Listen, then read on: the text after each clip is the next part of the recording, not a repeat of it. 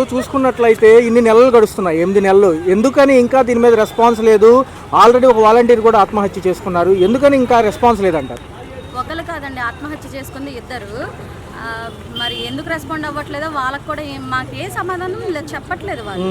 First of all ఇప్పుడు మేము ఇన్ని చేస్తున్నా కూడా మొన్న జరిగిన ధర్నాలే కానీ, జరిగిన వినతి పత్రాలు ఇవ్వడమే కానీ, ఆల్మోస్ట్ అన్ని చోట్ల కూడా మేము అందరికీ కూడా వినతి పత్రాలు ఇస్తూనే ఉన్నాము.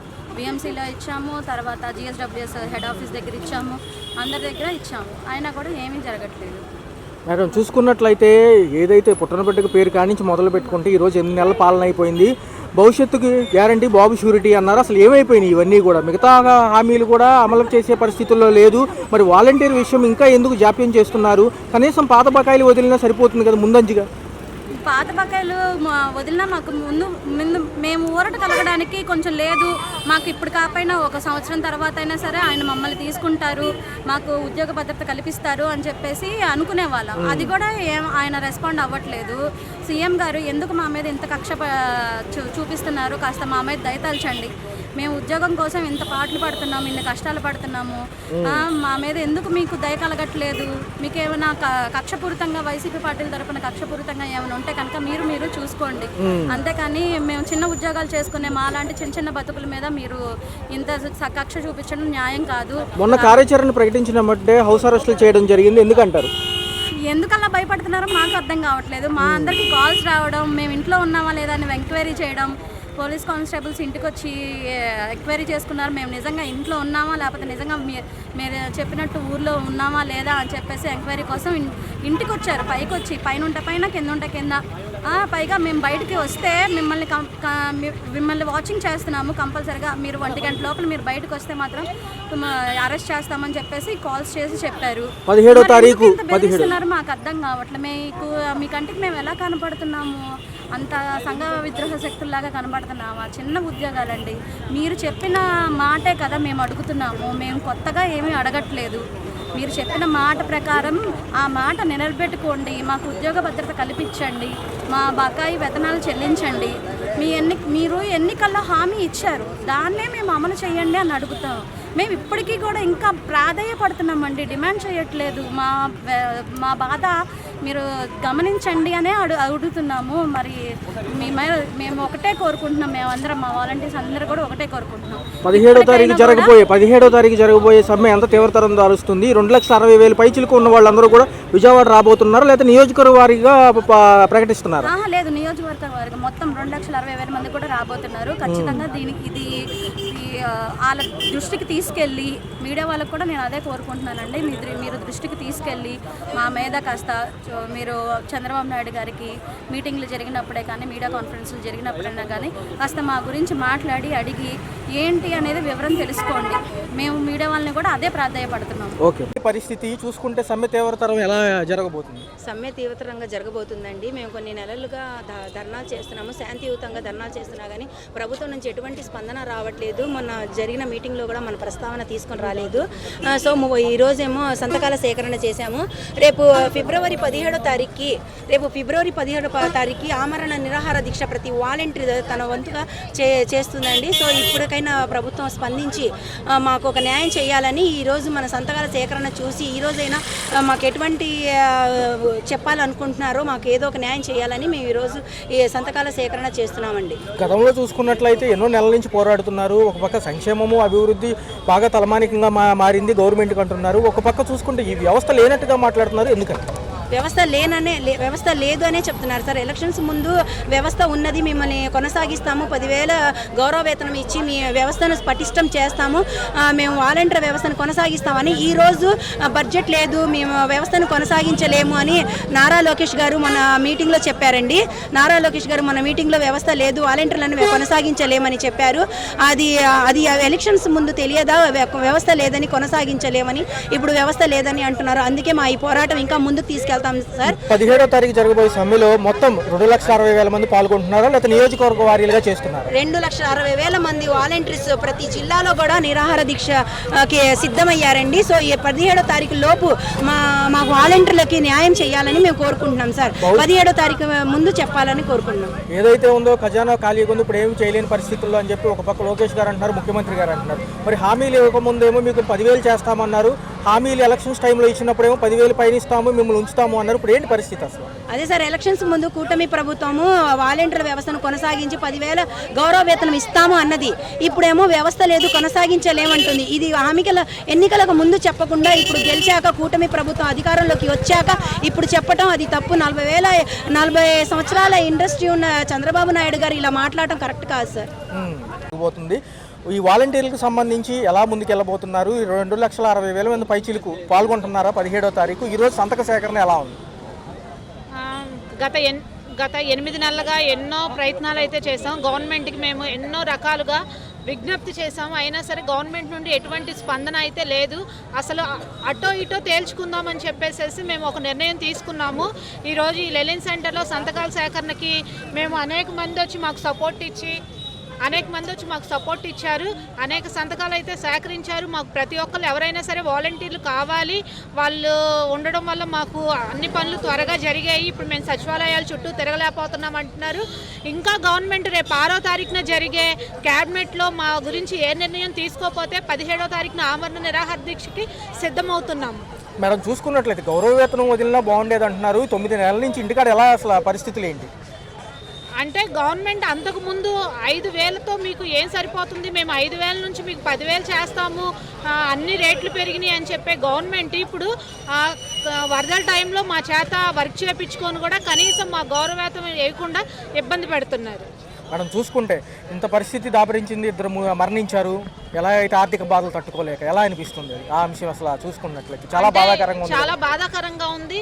ఒక వాలంటీర్ చనిపోవడం అంటే అది తను చనిపోయిందని కాదు, ప్రభుత్వం హత్య కింద దాన్ని మేము పరిగణిస్తున్నాం. చూసుకున్నట్లయితే ఇంత పవన్ కళ్యాణ్ గారు ఉన్నారు, ఉప ముఖ్యమంత్రి గారు ఉన్నారు, వీళ్ళందరూ స్పందించి ఎంతో కొంత న్యాయం చేస్తే బాగుంటుంది కదా. అంటే ఉప ముఖ్యమంత్రి గారు ఇదివరకు ఏం చెప్పారంటే, ముఖ్యమంత్రి అవ్వకముందు ఓట్ల కోసమో మరి వాళ్ళ మనసులో ఏముందైతే తెలియదు, అప్పుడేమో ఆడవాళ్ళకి ఏం జరిగినా సరే నేను ముందుంటానని చెప్పేసేసి వారాహి సాక్షిగా నేను మాటిస్తున్నాను, వాలంటీర్ని కొనసాగిస్తాను, వాళ్ళ వేతనం 5,000 నుంచి 10,000 చేస్తామని చెప్పి అన్నారు. ఇప్పుడైతే అసలు ఆ పవన్ కళ్యాణ్ గారు ఎక్కడున్నారో కూడా అసలు వాలంటీర్ల గురించి ఏం స్పందించకపోవడం చాలా బాధాకరంగా ఉంది. మేడం, ఎలా ఉండబోతుంది 17వ తారీఖు కూడా అనంతరం స్పందించకపోతే ఉద్యమం తీవ్రతరం ఎలా జరుగుతుంది? ఎందుకంటే ఆమరణ నిరాహార దీక్ష అంటే సాధారణమైన విషయం కాదు కదా. అవును, కాకపోతే ఏంటంటే ఇంకా ఎన్ని నెలలని మేము ఇలా చేస్తూనే ఉంటాము. అటో ఇటో తేల్చుకోవాలి. గవర్నమెంట్ ఖచ్చితంగా మాకు ఒక ఆన్సర్ అంటూ ఇవ్వాలి. మంత్రులతోనో వాళ్ళతో చెప్పడం కాదు. చంద్రబాబు నాయుడు గారు 40 సంవత్సరాల రాజకీయ అనుభవం కలిగిన వ్యక్తి, 3 సార్లుగా ముఖ్యమంత్రిగా చేసిన వ్యక్తి. అసలు వాలంటీర్లు ఉన్నారా లేరా, అసలు జీవో ఉందా లేదా అని చెప్పేసి ఆయన ఎన్నికల్లో ఇచ్చిన వాగ్దానాన్ని అసలు ముందు చూసుకోను కదా. ఇప్పుడు కానుంచి ఎవరైనా సరే ఎన్నికల్లో ఏ వాగ్దానం ఇచ్చినా సరే అది అమలు చేసేటట్టు అయితేనే ఎన్నికల వాగ్దానం ఇవ్వాలని చెప్పి కోరుచున్నాం. అంటే ఎలా అనిపిస్తుంది భవిష్యత్తు కార్యాచరణ ఎలా ఉండబోతుంది? 17వ తారీఖు అనంతరం కూడా ఒకవేళ స్పందించకపోతే ఎలా ఉంటుంది ప్రభుత్వం? అంటే స్పందించకపోవడానికంటే ఏమి ఉండదండి. అంటే పార్టిసిపేట్ చేసేది నిరాహార దీక్ష, ఆమరణ నిరాహార దీక్ష కాబట్టి నెక్స్ట్ మనకు ఏంటనేది ఏముండదు. అక్కడ ఆన్సర్ కంపల్సరీ రావాల్సిందే. ఎందుకంటే ఈ పోరాటంలో మన 2 రాష్ట్రాలు సపరేట్ అయినప్పుడు కూడా ఆమరణ నిరాహార దీక్ష చేసిన టైంలోనే మనకి సపరేట్ అవడం కూడా జరిగింది. ఆమరణ నిరాహార దీక్ష అంటేనే మనకున్న ఫైట్లో బెస్ట్ ఫైట్ అనమాట. ఆన్సర్ అక్కడే రిప్లై వస్తుందని మేము ఆశిస్తున్నాం. మేడం గారు, గౌరవ వేతనం అన్న రిలీజ్ చేస్తే కొంచెం ఉపకారంగా ఉంటుంది. 8 నెలల నుంచి ఖర్చులకు బాగా ఇబ్బందిగా ఉంటుంది అంటున్నారు సహ వాలంటీర్. అసలు ఇంటికాడ పరిస్థితులు ఎలా ఉన్నాయి? నాకు 2 పిల్లలండి. స్కూల్ ఫీజు కట్టక మేము 30,000 11,000 ఫీజు కడితే ఇక్కడ ఎస్ఎఫ్ఐ వాళ్ళు కూడా ఉన్నారు. నిన్న పైనుంచి ఫోన్ చేసి మీరు ఫీజు కట్టలేదు, రేపు నుంచి పిల్లల్ని స్కూల్కి పంపించొద్దు అని కంప్లైంట్ చేస్తున్నారు. అదేదో మాకు పెండింగ్లో ఉన్న శాలరీలు వేస్తే పిల్లలకి ఫీజులు కట్టుకుంటాము. మేము కష్టపడినా ఎవరు కష్టపడినా పిల్లల కోసమే కదండి. మమ్మల్ని అర్థం చేసుకొని మాకు పెండింగ్లో ఉన్న శాలరీలు రిలీజ్ చేస్తారని కోరుకుంటున్నాం. ఎందుకంటే సంక్షేమ పథకాలకే నిధులు లేవు. ఒక పక్క చూసుకుంటే ఎలా ఉండదు? ఎందుకంటే మొన్నే ప్రకటించారు, ఒక పక్క అనేక కార్యాచరణలు చేస్తే తప్ప గాడిని పడని ఈ యొక్క ప్రభుత్వ ఖజానా మరి ఎలా ఉండదు, ఎలా ఇస్తారంటున్నారు? ఎందుకంటే ఇంకా లాంగ్ టైం ఇలా కంటిన్యూ అవుతూనే ఉంటుంది కదా. 8 నెలలు అంటే మామూలు విషయం కాదు కదా మేడం. అవునండి, అంటే ఫండ్స్ లేనప్పుడు ముందే వాళ్ళు చూసుకోవాలి. మాకు హామీ ఇచ్చేటప్పుడు వాళ్ళకి ఫండ్స్ లేవన్న విషయం తెలిసే ఉంటుంది కదండి. వరదల టైంలో మేము ఎంత కష్టపడ్డామో మాకు తెలుసండి. చిన్న చిన్న పిల్లల్ని వదిలేసి వచ్చి అక్కడ మేమంటే పర్లేదు, ఇంకా రేపు ఎల్లుండి కంటానన్న లేడీస్ కూడా వచ్చి కూర్చొని వితిన్ మీరు నైట్కి జాయిన్ అయితే మీకు జాబ్ కన్ఫర్మ్ అని చెప్పారు. మరి ఇప్పుడు ఏమయ్యాయండి ఆ వాగ్దానాలన్నీ? అర్ధరాత్రి ఫోన్లు చేశారు, పొద్దున్నే వర్షాల్లో పడి వినాయక చవితి ఫెస్టివల్ కూడా చేసుకోకుండా వెళ్ళాము. మరి వాళ్ళకి ఏమాత్రం మా మీద కృతజ్ఞత లేదనుకుంటా. అన్న పవన్ అన్న, మేమందరం మీ సైనికులమే, నీకు సపోర్ట్ చేసే వాళ్ళమే అన్న. ఇంతమంది ఆడపిల్లలు రోడ్డు ఎక్కారు, నీకు కనబడట్లేదా అన్న? ఒక్కసారి మా వైపు చూడన్నా, మేము ఎన్నో పోరాటాలు చేసాం, నీ దగ్గరికి మమ్మల్ని రానివ్వట్లేదు. నువ్వు పర్మిషన్ ఇస్తే, నువ్వు కానీ మాకు సపోర్ట్ చేస్తే వెంటనే మేము విధుల్లో జాయిన్ అవ్వడానికి చాలా సిద్ధంగా ఉన్నాము. నెలలు చూసుకున్నట్లయితే చాలా కాలం పొడిగించారు. ఒక పక్క అనేక సమ్మెలు చేశారు. అందులోనూ చూసుకున్నట్లయితే గౌరవ వేతనం కూడా ఇంకా తేలలేదు. ఒక పక్క ఇద్దరు మరణించారు వాలంటీర్లు. ఎలా అనిపిస్తుంది? ఆర్థిక బాధలు తట్టుకోలేక. ఎందుకు ఈ పరిస్థితి?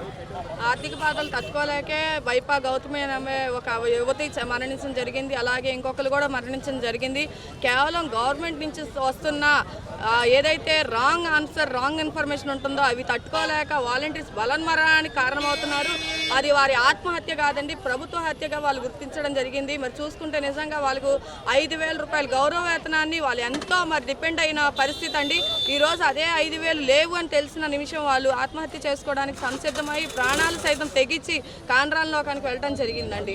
సో భవిష్యత్తు కార్యాచరణ ఏంటి మేడం? రేపు క్యాబినెట్ మీటింగ్ అనంతరం 6వ తారీఖు ఎలా ఉండబోతుంది? 17వ తారీఖు మళ్ళీ ఏమైనా హౌస్ అరెస్టులు ఉంటాయంటారా? ఖచ్చితంగా ఉంటాయండి. అది మాత్రం ఎందుకంటే మమ్మల్ని నమ్మించి మోసం చేస్తున్నారండి. అడుగున ప్రతిసారి వ్యవస్థ ఇస్తానన్నారు, మాకు వాలంటీర్లు కొనసాగిస్తా అన్నారు, ప్రతిదీ అబద్ధమేనండి. అలాగే చూసుకుంటే మొన్న సీఎంకి అపాయింట్మెంట్ ఇచ్చినట్టు ఇచ్చి వాళ్ళు మమ్మల్ని చాలా మోసం చేశారు. హౌస్ అరెస్టులు, స్టేషన్ అరెస్టులు, ఎక్కడుంటే అక్కడ బంధించేయటం, ఎక్కడికక్కడ అడ్డుకున్నారు.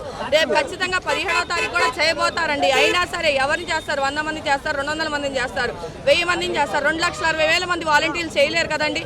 కనుక మేము 2,60,000 మంది వాలంటీర్లతో వారి కుటుంబాలతో మమేకమై ఆమరణ నిరాహార దీక్షకి కూర్చుంటే మాకు రిజల్ట్ వచ్చే వరకు లెగని పరిస్థితికి మేము వెళ్ళబోతున్నామండి. మరి ఏంటి మేడం, పుట్టిన పిల్లకి పేరు కానించి చూసుకుంటే ఆ అంశాన్ని పొడిగించి గౌరవ వేతం కూడా నిలిపివేయడం జరిగింది. ఇంటికాడ ఎలా మెయింటైన్ చేస్తున్నారు? ఆర్థిక పరిస్థితులు ఎలా ఉన్నాయి వాలంటీర్లకి? 2 లక్షల పైచీలకు వాలంటీర్లు భయంకరమైన పరిస్థితిలో ఉన్నామండి. మేమందరం చూసుకుంటే యువతరం అండి, మేము ఎటు వెళ్ళలేని పరిస్థితి. ఎందుకంటే మా ఏజ్ చూసుకుంటే 30-35 అందరి మధ్యలో ఉన్నాము. ఎక్కడికి వెళ్ళినా కూడా ఏజ్ అడుగుతున్నారు. మీ ఏజ్ అంటే మీకు సరిపోదు ఏజ్ అంటున్నారు. గవర్నమెంట్ ఎగ్జామ్స్ రాద్దామంటే దానికి క్వాలిఫై అయ్యే ఛాన్సులు లేవు. మరి ప్రతి ఒక్కరూ డిపెండబుల్ అయిపోయారు. ఇప్పుడు ఇదివరకు అంటే వచ్చే 5,000తోనే ఇండిపెండెంట్గా బతికిన యువతరం ఈరోజు డిపెండబుల్ అయిపోయి ఏం చేయాలో అర్థం కాని పరిస్థితుల్లో, ఎటు వెళ్ళాలో అర్థం కాని పరిస్థితుల్లో, చాలా నీరసమైన పరిస్థితిలో మేము ఉన్నామండి ఈరోజు. మేడం, ఆమరణ నిరాహార దీక్షకు ఒకవేళ ప్రభుత్వం స్పందించకపోతే భవిష్యత్తు కార్యాచరణ ఏంటి? ఇక భవిష్యత్ కార్యాచరణ అంటే మా గవర్నమెంట్ నుంచి రిజల్ట్ వచ్చే వరకు మేము దీక్షను కొనసాగిస్తామండి. దాన్ని మేము విరమించుకునే పరిస్థితి అయితే లేదండి. ఓకే, మరి చూస్తే ఎలా అనిపిస్తుంది? గౌరవ వేతనం అని ఇస్తే బాగుంటుందా? గౌరవవేతనం ఇస్తే బాగుంటుందండి. మేము 5 ఇయర్స్ చాలా కష్టపడి చేసామండి, కానీ మాకు గుర్తింపు లేకుండా పోయింది. ఆయనేమో ఉగాది రోజు మీకు తీపి కబురు చెప్తున్నాను, మీ గౌరవవేతనం 5,000 నుంచి 10,000 పెంచుతున్నాం, మీరు ఎవరు మానేయద్దు అని చెప్పారండి. అందుకని మేము ఆయన మాట ఇది చేసుకుని మేము ఎవరు మానకుండా చేసి మొన్న వరదల్లో కూడా అసలు మా ఇంటి దగ్గరికి అయితే మోకాళ్ళ పైకి వాటర్ వచ్చినాయండి. ఆ వాటర్లో నడుచుకుంటా వెళ్ళి నేను సర్వీస్ చేసామండి. మరి ఆయన చెప్పబట్టే కదా మేము చేసామండి. మరి నేను డిగ్రీ చేశానండి. మేము ఇప్పుడు ఏజ్ కూడా మాకు అయిపోతుంది. వేరే జాబ్స్కి వెళ్దామంటే ఏమంటున్నారు, మీకు ఏజ్ అయిపోయింది మేము ఇవ్వమంటున్నారండి. ఇప్పుడు గవర్నమెంట్ జాబ్స్కి దేనికి అప్లై చేద్దామన్నా ఇదే ప్రాబ్లం. అన్ని 35 ఇయర్స్ పెట్టారు. మేము ఏం చేయాలి? ఇంటి దగ్గర ఉంటే మాకు చాలా ప్రాబ్లమ్స్ ఉన్నాయండి. పిల్లల్ని చదివించుకోవాలి, రెంట్లు కట్టుకోవాలి. ఇట్లా మధ్యలో మమ్మల్ని నడి సముద్రంలో వదిలేసినట్టు వదిలేశారండి ఆయన. కొన్ని ఈ జాబ్ కాకపోతే వేరే జాబ్స్లో పెట్టండి, వాలంటీర్గానే పెట్టమని మేము అడగట్లా. వేరే జాబ్స్ పెట్టండి, ఇది కాదు ఎవరి క్వాలిఫికేషన్ బట్టి వాళ్ళకి వేరే జాబ్స్ మీరు పెట్టండి, కాదంటలేదు. మమ్మల్ని వాలంటీర్లుగానే ఉంచండి అని మేము అంటలే. కాకపోతే మా ఎడ్యుకేషన్ క్వాలిఫికేషన్ కూడా చూసి, మా నిరుద్యోగాన్ని మీరు చూసి వేరే జాబ్స్ కన్నా కొన్ని పెడతారు. మా ఇన్ని నెలలు 7 నెలలు చేసామండి, ఇంతవరకు ఆ అమౌంట్ ఇవ్వలేదండి. మరి చేసి ఊరికే చేసి అట్లా ఎవరైనా ఇప్పుడు ఏదన్నా వర్క్ చేయించుకుంటే ఎవరైనా మనీ తీసుకోకుండా చేయరు కదండి. మేమైనా మిమ్మల్ని నమ్మి చేసాము, 7 నెలలు ఆపేశారండి. జీవో అంటున్నారండి. అసలు జీవో అంటే ఇప్పుడు గవర్నమెంట్ మారినప్పుడల్లా జీవోలు మారుస్తున్నారు, చాలా రకాలు మారుస్తున్నారు. ఒక్క వాలంటీర్ దానికే మీకు ప్రాబ్లమ్స్ ఎందుకు వస్తున్నాయండి? మీకు వాలంటీర్స్ అంటే ఇష్టం లేక చెప్తున్నారా, లేకపోతే జీవో ఆ జీవో మార్చలేనంత ఇది ఏముందండి ఆ జీవోలో పని? అది మాకు కొంచెం చెప్తే మేము ఇందువల్ల మార్చలేకపోతున్నామమ్మా, అందువల్ల మేము మీకు ఇవ్వలేకపోతున్నామా, జీవోలో ఇంత లొసుగుందని మీకు చెప్తే మాకు అర్థమవుతుంది కదండి. మార్చలేనంత జీవోలు అయితే ఏమీ లేవని మేము అనుకుంటున్నాం. ఇదంతా మా ఆవేదన, వాలంటీర్స్ మొత్తం రాష్ట్రం అంతా వాలంటీర్స్ ఆవేదన అండి. ఈ సమ్మె అనేది ఒక పక్క మీ యొక్క వినతి పత్రం అందుకున్నా కానీ ఇంకా పిల్ల పుట్టలేదు అనే కాడే ఉన్నారు వీళ్ళు, ఎందుకంటారు నాయకులు? అంటే ఇబ్బందులతో కూడుకున్న ఈ వ్యవహారం ఇంకా కొనసాగుతుంది కదా పాపం, మీకు జీతాలు లేవు, ఇప్పుడు 8 నెలలు దాటిపోతుంది, ఎలా అనిపిస్తుంది? మాకు 6 నెలల నుంచి జీతాలు లేవండి. నవంబర్ 23 నుంచి అటెండెన్స్ ఉంది. వరదల్లో కూడా మేము అటెండెన్స్ వేసాము. రాకపోతే అసలు తీసేస్తామని మెసేజ్లు చేసేవాళ్ళు. ఏ టైం పడితే ఆ టైంలో వీడియో కాల్ చేసి కాన్ఫరెన్స్ కాల్ చేసేవాళ్ళు అనమాట. అయితే చేసాం. మరి 6 నెలల జీతం అన్నా వెయ్యాలి కదండి. మరి మేము అడగలేదు కదా, మా సొంతగా మేము ఇంత జీతం ఇవ్వమని అడగలేదు. ఆయనంతగా ఆయనే 10,000 ఇస్తామని చెప్పారు. మరి మాకు ఇంత అన్యాయం చేయటం మంచిది కాదని మేము కోరుకుంటున్నాం. ఏదైనా ముందు ఇంతవరకైతే ఎటువంటి సమాధానం మరి అక్కడ సార్ నుంచి రాలేదు. ఇక నుంచి అయినా మరి మా గురించి ఆలోచించాలని. ఎమ్మెల్సీ ఓట్లు ఉన్నాయి. నేను డిగ్రీ చదువుకున్నానండి, నాకు ఎమ్మెల్సీ ఓటు ఉంది. మరి ఎమ్మెల్సీ ఓటు వేయాలంటే మరి మా గురించి ఆలోచించాలి కదా, మీరు కనీసం మా గురించి ఆలోచించాలని నేను కోరుకుంటున్నానండి. ఆర్థిక బాధలు తట్టుకోలేక ఆల్రెడీ 2 మరణించారు, ఎలా అనిపిస్తుంది? కొంచెం బాధాకరం కదా. చాలా బాధగా ఉంది, నిజమేనండి. మేము కొంతమంది భరించలేరు కదండి. మరి ఇదే నేను డిగ్రీ చదువుకున్నానండి. మరి బయటకు వెళ్తే 30 దాటిని 30+. బయటకు జాబ్ మేళాలు పెడుతున్నారు, అక్కడికి వెళ్తున్నారు 30+. ఏం ఉద్యోగాలు లేవు. నేను జాబ్ మేళాకి వెళ్ళే వస్తున్నానండి. మరి ఇంట్లో గడవాలి కదా, అద్దెలు కట్టుకోవాలి, పిల్లల్ని చూసుకోవాలి కదండి.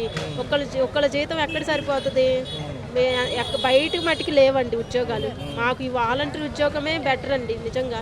తదుపరి కార్యాచరణ ఏంటి? 17వ తారీఖు సమ్మె తర్వాత ఎలా ఉంటుంది? 17వ తారీఖున మటుకి మేము ఆమరణ నిరాహార దీక్ష చేయాలనుకుంటున్నామండి, కఠినంగా చేయాలనుకుంటున్నాం. దయచేసి మా గురించి కూడా మీరు క్యాబినెట్లో మాట్లాడాలని మేము ఆశిస్తున్నాము. కనీసం గౌరవ వేతనం వదిలినా బాగుంటుందండి. 6 నెలల జీతం వదిలినా బాగుంటుంది, అదే కోరుకుంటున్నాం. మాకు జీతాలు లేవు, ఉద్యోగాలు లేవు. మరి మేము ఎలా నడి రోడ్డు మీద ఆడపిల్లలు వచ్చి ఇల్లు వాకిళ్ళు వదులుకుని, పిల్లల్ని వదులుకుని మరి నడి రోడ్డు మీద వచ్చి నుంచుంటున్నాం. మరి మీరు ఆడవాళ్ళ గురించి ఆలోచించాలి కదండి. మేము ఆడవాళ్ళ పక్షాన ఉంటామన్నారు, మరి మా గురించి ఆలోచించాలి కదండి. దయచేసి మా గురించి ఆలోచించాలని నేను చంద్రబాబు నాయుడు గారిని కోరుకుంటున్నానండి.